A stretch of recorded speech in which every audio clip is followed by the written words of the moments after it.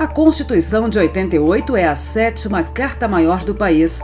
A primeira nasceu ainda no Brasil Império, em 1824. Mas, apesar de todos os 6 textos anteriores, essa foi a carta que trouxe maiores mudanças sociais. A Constituição é um marco, como o próprio Dr. Ulisses Guimarães disse, é uma Constituição cidadã, ou seja, ela trouxe o cidadão para o centro do poder. As antigas Constituições começavam com a organização do Estado. Essa começa com os direitos dos cidadãos, os direitos individuais e coletivos. Garantias trabalhistas como a redução da jornada semanal de trabalho, licença, maternidade, direitos iguais para trabalhadores rurais, urbanos e domésticos.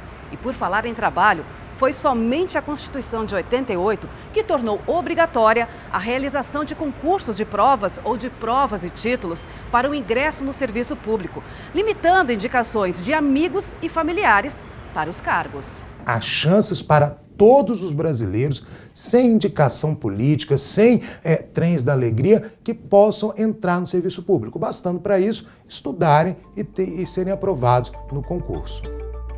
E foi justamente o que Carolina Cota fez. Estudou para ser servidora pública.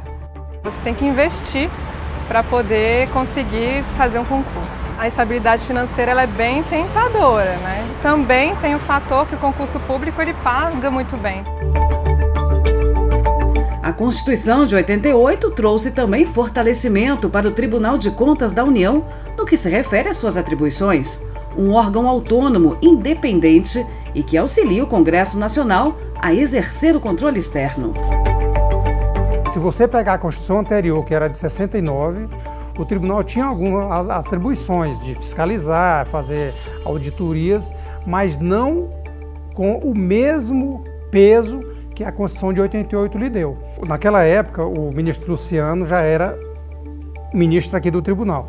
E ele, aqui, apresentou uma proposta do tribunal aos constituintes para desenhar o que seria o Tribunal de Contas da União na Constituição de 88. O tribunal já tinha um corpo técnico muito bem qualificado e com essas novas atribuições que a Constituição lhe deu, o tribunal, ao longo do tempo, ele foi se preparando, se qualificando, tanto na área de pessoal como na área de tecnologia da informação, que o tribunal hoje é um dos órgãos, dentre tantos que nós temos, um dos mais respeitados e acreditado pela população brasileira.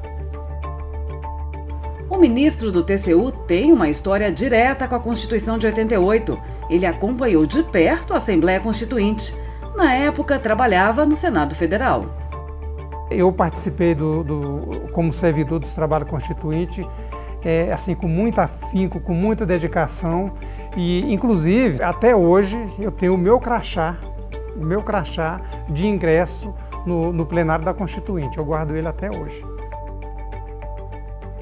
Um outro ponto de mudança apresentado na Constituição de 88 foi a relação entre a União e os Estados-membros.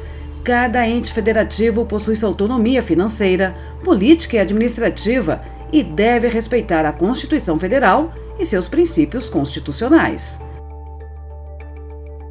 A nossa Constituição deu ênfase muito grande à União. É a União que ocupa posição central e privilegiada no nosso Pacto Federativo. Os Estados-membros estão numa posição periférica. Teoricamente são membros do Pacto Federativo, teoricamente têm a sua vontade representada na formação da vontade nacional, por meio até dos seus senadores, mas efetivamente eles não estão em pé de igualdade. E como a Constituição se relaciona com as mudanças exigidas pela sociedade? Afinal, o Brasil de 30 anos atrás era bem diferente do de hoje. A gente tem que lembrar que a Constituição atual ela não é a mesma Constituição de 88. Apesar do mesmo nome, nós já temos praticamente 100 emendas nessa Constituição, ou seja, ela já foi muito modificada. A Constituição ela é um ser vivo. Vivo em que sentido? Ela reflete uma sociedade, ainda mais a forma como a nossa foi construída. E é claro que ela precisa evoluir em conjunto com a sociedade.